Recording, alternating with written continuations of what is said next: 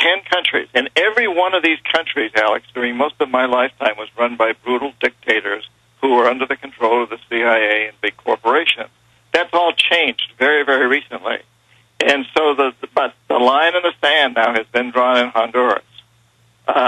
This is a fairly easy country to do it. But this is trying to establish a whole new precedent saying, look, we're stopping this revolution right here. And in stopping it, we're also going to undermine these other 10 countries that have already voted in these presidents. And that most of the American people don't have any idea that this is going on, and our media has been very lax at informing us, other than you and a few others. Well, we're trying to get all points of view and all issues in here, and clearly the CIA was involved in this because they want to keep those people down. It's like that movie Ants. If you let one ant stand up, they might all stand up, and those little ants outnumber us 100 to 1. The new book, Hoodwink, coming out November 10th. John Perkins, our guest. Your phone calls specifically for John Perkins on a wide range of issues. 1-800-259-9231. 1-800-259-9231. Coming up in the balance of the next half hour. John, you specifically all over Latin America, all over Asia.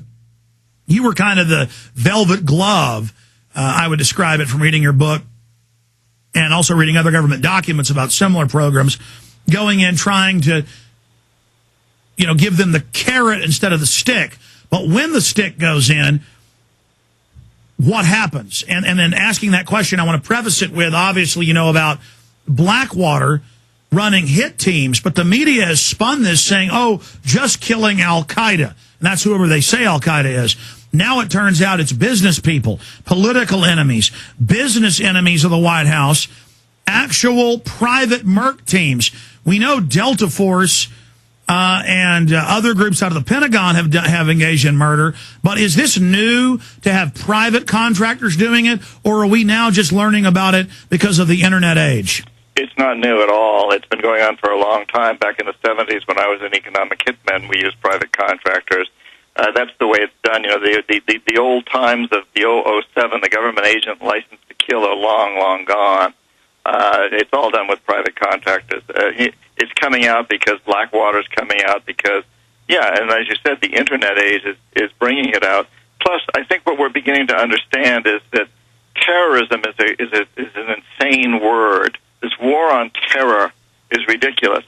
There's no terrorism out there. There are people who practice terrorism, but from many different walks of life. So the FARC members in Colombia have nothing in common with the Somali pirate or Al-Qaeda, and yet they're all lumped under this one ism. Isn't the war on terror, John, just a global letter of marque by Western governments to kill, steal, destroy, torture, murder whoever you want, and anybody that resists you is called a terrorist? That's a great way to put it. Yes, the letter of marque. That's a great way to put it, Alex. Yeah, there was communism, and that truly existed. There's Catholicism. There's all kinds of isms, but terrorism really isn't an ism. There's Al-Qaeda-ism, there's FARC-ism, but they're totally separate. And, this is just a way of making it sound as though we've got some huge enemy out there.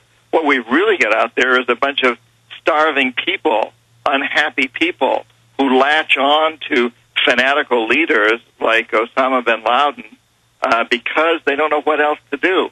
And they do it under FARC in Colombia. I know a lot of the members of FARC, and I shouldn't say a lot, I know some members of FARC.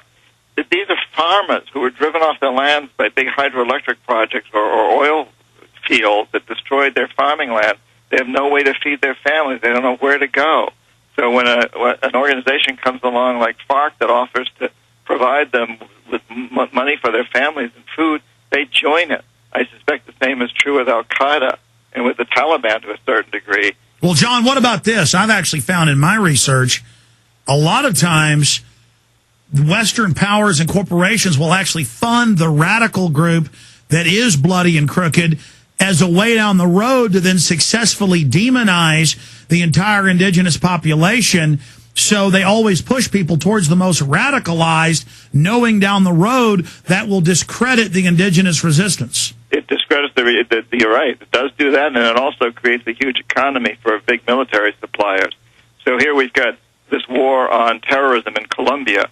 Colombia is the fourth largest recipient of U.S. military aid in the world, largest in Latin America, but it's fourth behind Iraq, Israel, and Egypt. Fancy that, to fight what we're saying are narco-traffickers. It's absurd. We're creating a war there, basically, so we can put military bases there, and we can supply huge amounts of military equipment to this country. So we give them the money under the understanding that they'll buy back equipment from us and allow us to have military bases there. Yeah, this goes back to the opium wars of the British Empire in China and India. It's a very, very old tale, and we're just continuing to do it. And unfortunately, a huge sector of the American population falls for it. We're going to go to break in a moment. Long segment coming up, and we're going to get more into that, and also one of the new constitutions in Ecuador. But did you see I'll ask the question now, we'll come back and you can answer it. Ridge, fellow cabinet members pushed terror alerts. Now, we know Ari Fleischer, back in 2003, admitted they were issuing fake terror alerts at a press conference. And I understand he did it because he knew it was criminal. He never said why, but I was guessing at this. And that he didn't want to get in trouble down the road as if he was involved. Now that's what Ridge is saying, that he's coming clean because he doesn't want to get in trouble. And the news is saying this is clearly criminal to issue fake terror alerts just for political gain. So talk about stage crises. How do these big corporations and governments use stage crises to get the job done? We're on